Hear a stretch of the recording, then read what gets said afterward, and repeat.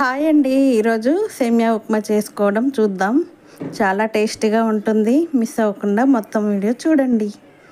ముందుగా ఒక కళాయి పెట్టుకొని కొంచెం ఆయిల్ వేసుకొని సేమియా వేసుకొని చక్కగా వేయించుకోవాలి. కలుపుకుంటూ సిమ్లో కాకుండా హైలో కాకుండా మీడియం మంట పెట్టి దగ్గరుండి చక్కగా దోరగా వేయించుకొని ఒక గిన్నెలోకి తీసి పెట్టుకోవాలి.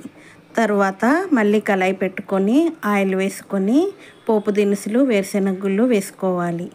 శనగపప్పు, మినప్పప్పు, ఆవాలు, జీలకర్ర, వేరుశెనగ గుళ్ళు అన్నీ ఇలా ఆయిల్లో ఒకసారి వేసేసి అవి మాడకుండా పచ్చిగా ఉండకుండా చక్కగా బ్రౌన్ కలర్ వచ్చే వరకు వేయించుకోవాలి.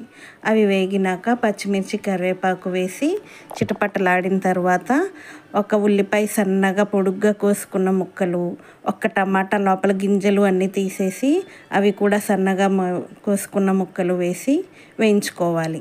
తర్వాత ఒక చిన్న ఆలు సన్నగా కోసుకున్న ముక్కలు, ఒక చిన్న క్యారెట్ తురుముకోవచ్చు, లేదంటే సన్న ముక్కలన్నా కోసేసుకోవచ్చు. నేను తురిమేశాను. ఇవన్నీ వేసి కాసేపు బాగా వేయించాలి. ఇవన్నీ బాగా వేగి ఆయిల్ బయటకు వచ్చినాక మంచిగా గుమగుమలాడుతూ మంచి వాసన వస్తూ ఉంటుంది. చక్కగా వేగిన తర్వాత సాల్ట్ కూడా వేసి కలుపుకొని వాటర్ వేసేసుకోవాలి. 1 గ్లాస్ సేమియాకి 2.5 గ్లాసులు వాటర్ చొప్పున వేసేసుకోవాలి.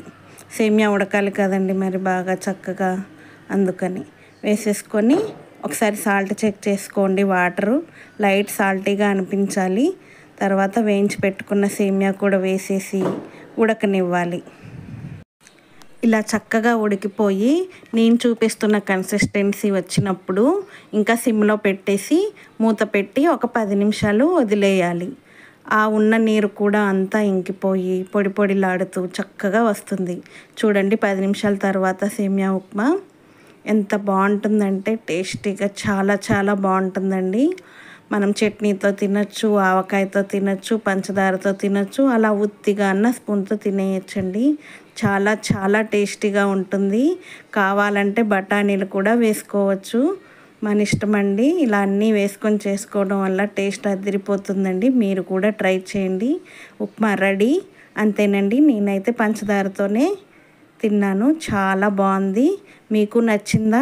లైక్, షేర్, సబ్స్క్రైబ్ చేసి మీ ఫ్యామిలీ అండ్ ఫ్రెండ్స్కి షేర్ చేయండి. తప్పకుండా సబ్స్క్రైబ్ చేసి సపోర్ట్ చేయండి. బాయ్ అండి. మళ్ళీ ఇంకో వీడియోలో కలుద్దాం.